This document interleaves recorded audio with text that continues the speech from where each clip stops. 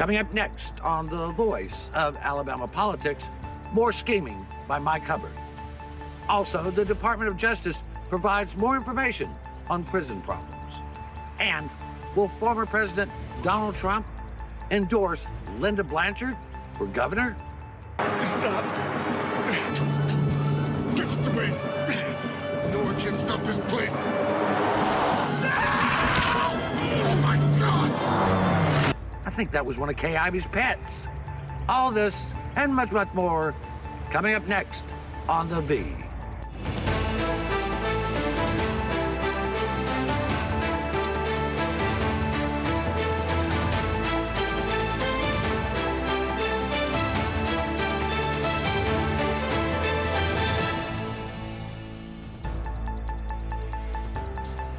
Welcome to The Voice of Alabama Politics, where we tackle the tough issues so you have the hard facts.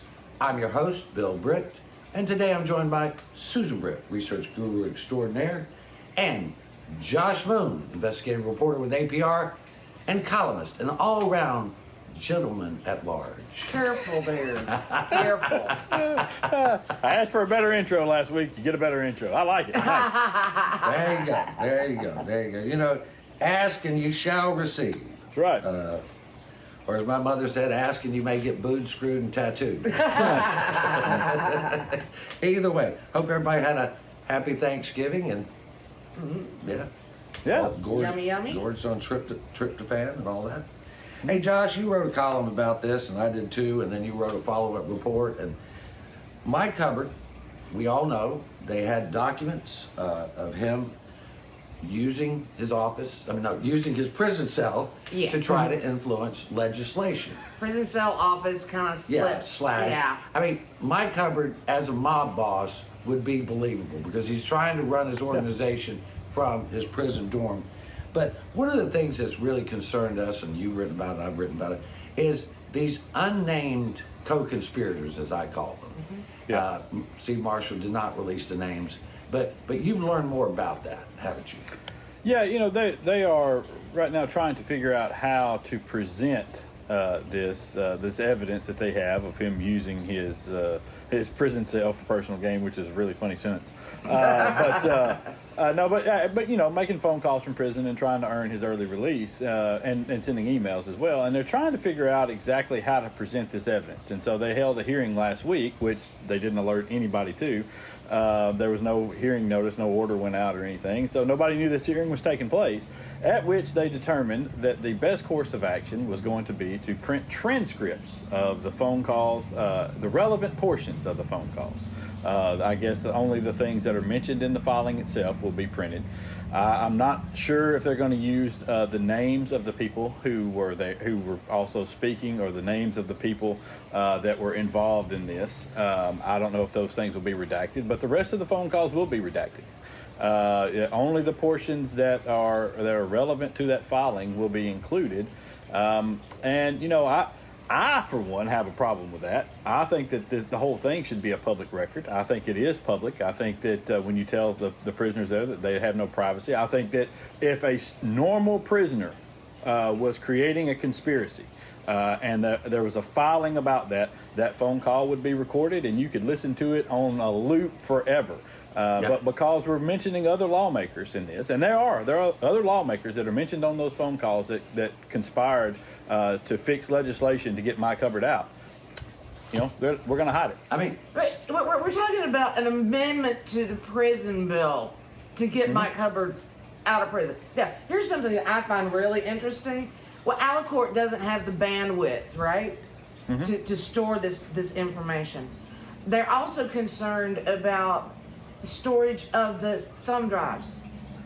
But storing a thumb drive and storing, 611 phone calls and 436 pages. Printing that out is less of a burden than storing a thumb drive. Explain that to me. I don't understand that. well, the whole thing, and Josh brings up the point, it's shady because you wouldn't have that happen to just an average incarcerated person. Right. That's exactly I mean, we would my have point. access to all that information. And one of the things they said, some of it could be embarrassing, Yeah, And to some Mike of it Hubbard could stabbing be- somebody in the back. Could be potentially libelous and all this stuff. I mean, good Lord, what were they doing? Were they talking about grandma's warts, or were they talking about Kay Ivey, or were they talking? What Some were of they it could talking be about? physically damaging. Physically damaging. I mean, that's Yeah, how I shady just- this. I just think that it's a, I just think that I don't think you're treating it fairly. That's my biggest problem here. Is I don't think it's being treated fairly. I think there are people there that in our government that we should be able to hear the conversations that they're having about a governmental process, no matter Right. what that Exactly. is. Right. We ought to be able to hear what they're talking about, especially if they're filing it in court to keep a person locked up. We should be able to hear the full context of what's taking place. Well, and attorneys I've talked to, and even our attorney says that he can't see how these recordings and the tapes and the transcripts and everything without having a name are legal, because the public has a right to know who made these statements. I mean, it could be that nobody actually made these statements, if you want to take that side of it. Right. So we have to know who But we made know the there are at statements. least 2 legislators involved, and we deserve to know who they are and what they're up to, because we're paying them. We pay their salaries, so we need to know what they're up to. And there's 2 lobbyists involved. We don't pay their salaries, but we certainly need to know who's up to what and who's conspiring with who. Well, and I think, they talk about the friends being on these calls, that it's relevant to these filings. I think there's like 7 friends. 7 friends. Yeah. But this is indicative of how this works. Mike Hubbard has had special treatment all along. Yep. And they want to change the ethics laws. They really do. We found out that. Yeah, they Mike- don't want to get caught the same way that Mike Hubbard got Right. caught. And Josh, Doing illegal stuff. Mike Hubbard tried to influence legislation in the 2021 regular session Yep. to lessen the penalties in the ethics laws. I mean, Yeah. he continues to do that. Yeah, he continues to try to help himself and help his friends, and his friends see what happened to Mike Hubbard. And listen, let me be clear. Mike Hubbard needs to be in jail. He broke the law. I mean, he clearly go back and read the emails. What he was concerned about was breaking the law. That's what he did. And I want to say this too. Having those transcripts, identifying those people that are involved in this will go a hell of a long way towards deterring this sort of conduct. That's right. That's right. That's If right. they know that they're going Right. to be exposed at some point in the future, it'll be a hell of a wake-up call for a lot of people. That's right. Exactly. And they want to change the ethics laws so that the legislature is not even under the Alabama Ethics Act, that they have their own little Right. commission or Right. council within the legislature to say whether they did something wrong or Would not. be paid by the legislature to perform their duties. I don't see anything stinky about that. There is absolutely nothing that they want to do that's not stinky when it comes to ethics. But we're going to have to leave it right there. You're watching the voice of Alabama politics. We'll be right back.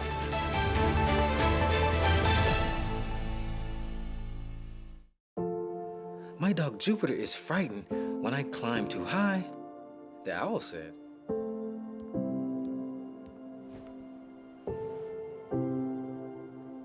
Check for monsters, Daddy. I did, honey. There are no monsters. You're perfectly safe.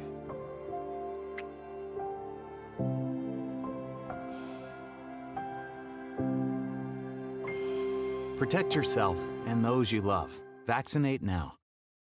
Whether I am in Margaritaville enjoying a cheeseburger in paradise or cruising around on the Gulf of Mexico, I always make sure to vote. I am Jimmy Buffett, and I want to encourage you, too, to become a registered voter and to obtain a photo ID so you can have your voice heard and your vote count just like me. It is 5 o'clock somewhere, but fortunately, you have from 7 a.m. to 7 p.m. to get to the polls and exercise your right to vote. Keep making a difference for Alabama.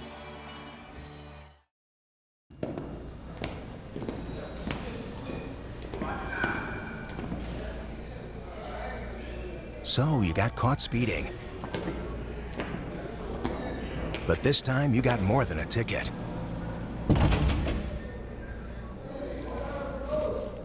What are you in for? Vehicular homicide. Stop speeding before speeding stops you. Drive safe, Alabama. A message from your Alabama Department of Transportation.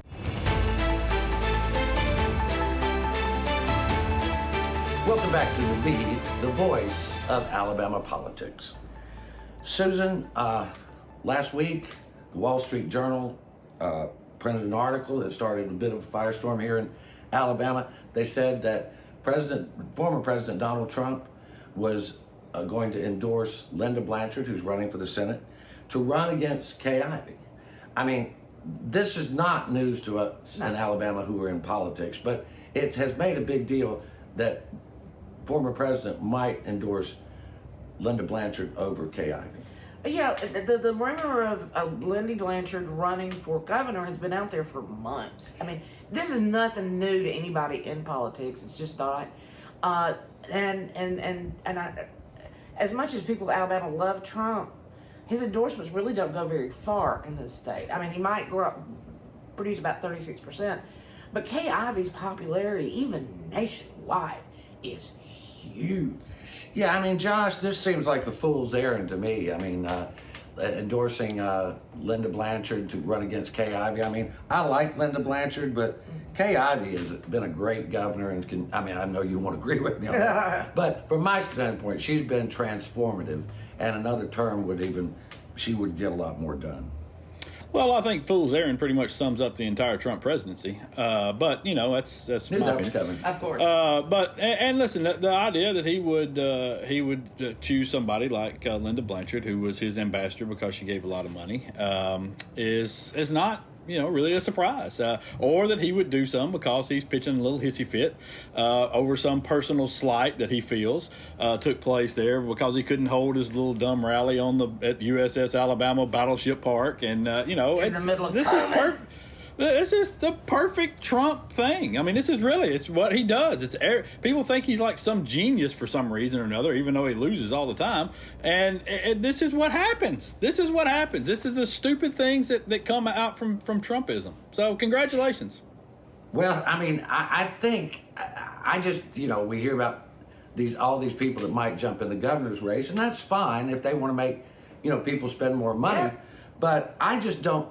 I've talked to some very smart pollsters and people who run races, and they're like, Donald Trump is worth about 38 points in this race with that, and it's translating to about that for Mo Brooks.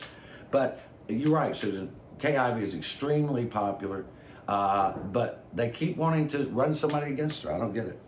No, I don't either. I mean, she's like on number 8 on the nation's favorite governors list. Yeah. I mean, She's top 8. Yeah. Yeah, in the top 8 of the governor, nationally. So I mean, she didn't kill enough people during COVID. As the problem. Well, that's the real problem is she didn't kill enough people during COVID, and so therefore there's got to be a challenge from the right to get our freedom to die back. Well, that is true. That's very important. I mean, we must have COVID free or die. Our Republican Party, man. Good Lord. Well, I'm not sure that the Republican Party that we see, at least nationally, has much to do with republicanism as I have known it all my life. It I would certainly agree with is that. not. Certainly not. No, nothing like not it. The same. Nothing like not the it. same. I mean, when you think that Kay Ivey is somehow governing from the left of the Republican Party, I mean, come on now, that ain't happening. Kay Ivey is as solid a Republican as I've ever known, and will continue to do so. Another thing I want to jump on here, excuse me, a Club for Growth, a big-time Washington, D.C., big money group, super PAC. They've given millions to control Alabama politics, and now they're running negative ads, Susan, against Katie Britt. They don't even bother to look up how to spell Alabamian. In the ad for Katie, it's Alabamans, not Alabamians. Mo Brooks doesn't care enough to check his own ads that we're called Alabamians, proudly, not Alabamans. I don't even know what an Alabaman is, but Josh, I mean, Club for Growth is really just a big lobbying group that actually funds campaigns. I mean, they were all anti-Trump. They spent millions of dollars against Trump until Trump won, and then they're like, oh, well, we like Trump. Yeah. Well, I can't fault them for the first stance, but the latter and everything else that they've done. I mean, they're basically, as they like to call it, the swamp. I mean, they're a DC lobbying firm, and that's all they do. They lobby for people that meet their interests and their goals, which is essentially greed. And this is what they're for. I mean, they're for their group of people, and so that's the reason why they select Mo Brooks. Well, I can tell you how bright their group is. They backed Barry Moore in his congressional district. Yeah, it's a guy that they can control. It's a guy that they can control down there. And this hit on Katie Britt, which I don't agree with Katie Britt on anything. But at the same time, I do appreciate the fact that she at least tried to have some sort of partisan committee there with Stephen Reed in the city of Montgomery, and she tried to help guide him in issues that she felt like were important to her and people like her. And Stephen Reed thought that she was an important voice to have on that committee because he likes to hear voices from all sides and get a good collective of people giving him advice on stuff, which is the way government is supposed to work. And so if you're against that and you've got a problem with it, you're the problem. Exactly. I agree with you, because she's about issues, not about party and all of this other crap. She's about what's important to people. Well, she was head of BCA, the Business Council of Alabama, and the Business Council of Alabama is supposed to be nonpartisan. So she was really looking out for the business interests and the people of Montgomery when she joined his transition team. But Josh, you and I both know in that ad, the worst thing is she appears in an ad with a black Democrat. Yeah, that's true. Yes, can't get that back. He's leading other men in a walk down the street. Yeah. Other black men. There were 3 black men in that picture. Well, that's it. That's all you needed to know, right? Yeah. Nothing racist about that. Well, I mean, it's a shame. It's a shame that sort of thing would they think would play well with voters. I mean, it really is. It really is a shame that you would look at that and be put off by two groups of people kind of trying to work together to make a city better, the capital city of Alabama. If that's troubling to you, that she would participate and try to have her voice heard in what's going to take place in that city, then I think you need to re-examine what your priorities are. And I got to say this, I got to get this in here. A white female Republican supporting a black male Democrat. Oh, Mo Brooks can't handle that. It's just, well, she she can't just supported, after he won his race. I mean, she was she worked on the committee to help with the cities. Yeah, the city planning. We're gonna have to leave it right there. You're watching the voice of Alabama politics. We'll be right back.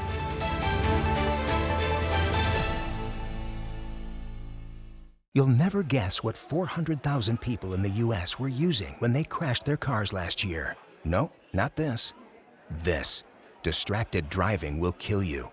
Drive safe, Alabama. A message from your Alabama Department of Transportation. Whether I am in Margaritaville enjoying a cheeseburger in paradise or cruising around on the Gulf of Mexico, I always make sure to vote. I am Jimmy Buffett, and I want to encourage you, too, to become a registered voter and to obtain a photo ID so you can have your voice heard and your vote count just like me. It is 5 o'clock somewhere, but fortunately, you have from 7 a.m. to 7 p.m. to get to the polls and exercise your right to vote. Keep making a difference for Alabama.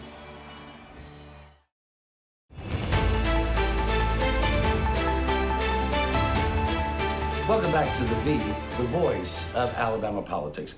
I did want to circle back to that Club for Growth ad because it was so egregious. They really busted on Katie for the infrastructure passage here in Alabama. Of course, they've been against the infrastructure that passed. They want us backwards and barefoot. Okay. Anyway, backwards and barefoot. I'm not sure how I'm supposed to take that. But what I can say is that the idea, Donald Trump, when he was president, wanted to raise the gas tax nationally, Josh, and you know this to be true, 25 cents a gallon. Alabama raised it 10 cents a gallon. It hadn't been raised since 1992. Yeah. Crazy. Yeah, it is. It's I'll say this. I remind people too that most people, Tommy Tuberville, for example, which I believe was a Club for Growth guy, went around and talked to African Americans within the state of Alabama about what they needed. because he wanted some guidance on issues that he was unfamiliar with. That's how things are supposed to work. I mean, it's, Right. Nobody's knocking him for that. I've knocked him for 1,000 different things, but not for that. That's what you're supposed to do, is go out and take all these different viewpoints and bring them together. And the same way with the gas tax and things like that. Look, this was passed by Republicans in this state. Democrats voted for it as well. They wanted it nationally because we needed an infrastructure help. We needed infrastructure help throughout our country. I mean, we didn't do that nationally, and thank God we've got Joe Biden in there now that has been able to pass that. And we are going to talk about that. I want to talk about how good that is for Alabama. But Josh, you did a story this week that I thought was sad and just indicative of what's going on.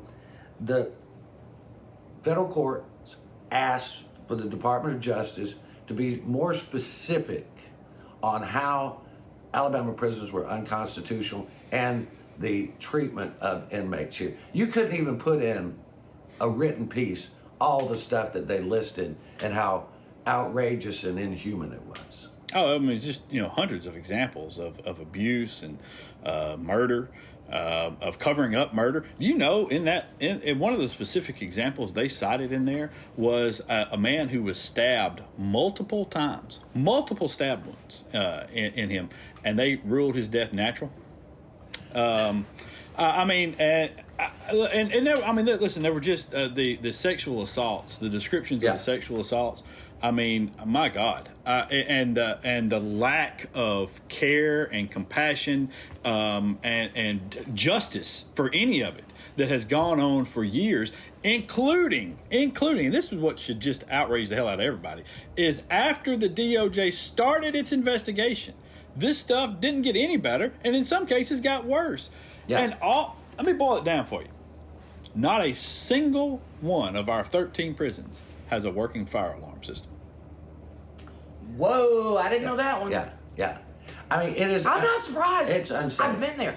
We've been in 3 of them, and I am not surprised at all. These are places where they take their napkins from their lunch trays and stuff their mattresses to have something to lay on besides steel. It's just a. Do you know how little you have to care for none of the damn fire alarms to work? Yeah. And for it to be reported in 2017, and they still don't work. Believe me, I think they thought COVID was their way to, decrease the amount of overcrowding that we have. I really think they thought that. God. And anyway, we've talked about it a million times. Just because you lose your freedom does not mean you lose your humanity. And to be raped and murdered in prison, you're not there to be raped and murdered. You're there to be punished and to be rehabilitated. But we're going to have to move on. Go ahead, Josh. I just want one thing. I just want to say real quick. It costs as much to run bad prisons as it does to run good prisons. That's right. Exactly. That's right. Exactly. It certainly does. And you brought up the fact about infrastructure. Yes. President Joe Biden, they passed a huge infrastructure package, and it is a hard infrastructure package. 90% of it. People want to say it's the Green New Deal and all that. It has nothing to do with that. Nonsense. What it does is just roads, bridges, broadband. Public transportation. That's the hard infrastructure that in the past has always been bipartisan. But Josh, none of our Republicans voted for it. Terry Sewell voted for it. Let's talk a little bit about what's in it for Alabama. You looked at this. Yeah, absolutely, man. It's a fantastic package for really all the state and all over the country. But it addresses some, assuming we spend the money correctly, it addresses a lot of our very important needs. We've all seen over the last 2 years how important broadband is here and how the lack of broadband for students in schools has really hurt a lot of kids in rural areas. We got $100 million for that. We're going to be able to do that. Water systems, Lowndes County and the Black Belt, for example, are going to be able to do some real work with the water systems down there and maybe end some of those the diseases that we shouldn't have anymore in this country. From raw sewage. Our bridges and dams in this state, we all know are in disrepair. And we've got, as Terry Sewell talked about on our podcast a few weeks ago, that in her district alone, there are many, many kids that are having to wake up an hour early early because they've got to take a longer route to school because the school buses aren't allowed to go over the damn bridges on the way to school. Exactly. So, I mean, we've got all of these things are addressed in this package that we've been needing for years now. And if you doubt the importance of this, just remember that Donald Trump held about 700 infrastructure weeks during his presidency, and most of the things that were part of that package that didn't get passed are in the Biden package now. And it is a bipartisan package. None of our people voted for it because they didn't want to give a win to Democrats. That's the only reason they didn't vote for it. Hell, half the people up that didn't vote for this thing have got all sorts of stuff in it. Yeah, that's right. Yep. And Susan, if you don't have infrastructure, you don't have commerce. If you don't have commerce, you don't have jobs. Exactly. It's like one of the pieces of this is the stations for the electric cars. We're moving into a new era. We've got an industry here in Alabama for electric cars. So if we don't have stations for them, they're not doing anything. They're just not feasible. So there's people that have to build those. There's people that have to maintain those. I mean, it's just jobs. Well, I had a friend the other day call me and said, I hope that infrastructure package works. He said, because I can tell when I leave Tennessee or Georgia and come into Alabama, I don't need any signs. He said, I can feel it in my car. Yeah, and shocks, yeah. Maybe the car repairs. Hey, the car repairs alone will save people a lot of damn money. Yeah, no doubt. All right, well, car repairs, we're all for it. And we're all for roads and bridges.